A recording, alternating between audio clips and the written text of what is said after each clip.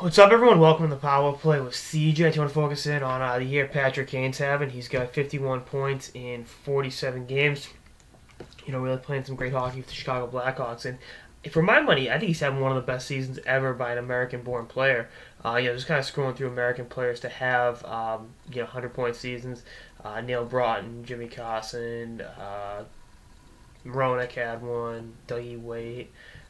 They're a good number of them, but a lot of them came when scoring was at an all-time high, and Craig Janey had one. But that goes to show you he had it 92-93 when there were 2,100 point scorers that year. This year there might be two, three maybe.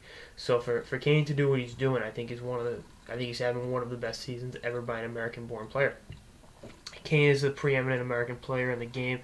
I can talk about his amazing skill set ad nauseum, but I think the biggest thing with Kane's maturation process, as much as he's matured off the ice, which has been big, obviously, he hasn't punched out the cabbies lately, is how much his defensive game's improved. He's not a bad defensive player. I don't know, I think so often he's the offensive dynamo and, Taves is the, back checker, two-way player, but bottom line is, if you watch Kane consistently, I remember back in the 2010 gold medal game, he had a great back check on Crosby late in the third period that preserved, the one goal game and allowed the U.S. to tie the game. I just think he does little things like that if you're not watching him enough, you're missing.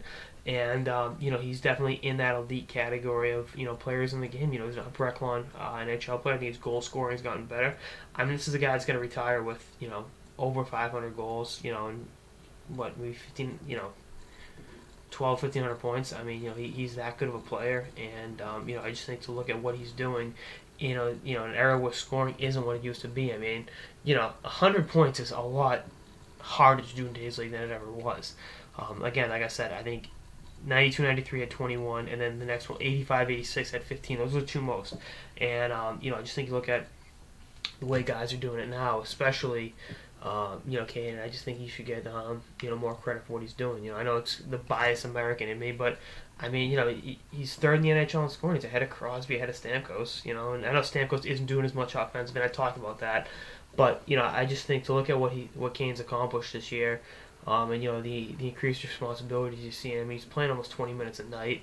And he's really starting to play in all situations, and I just think at 26 years old, the best days are still ahead of him. He's the face of USA hockey, and I think he'll go down as one of the best Americans to ever play this game.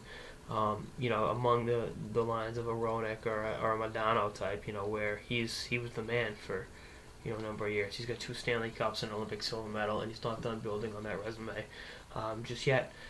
Anyway, that's on episode of the Power Play with CJ on the amazing year Patrick Kane is having. Stay tuned for episodes for the season and beyond. Later, guys.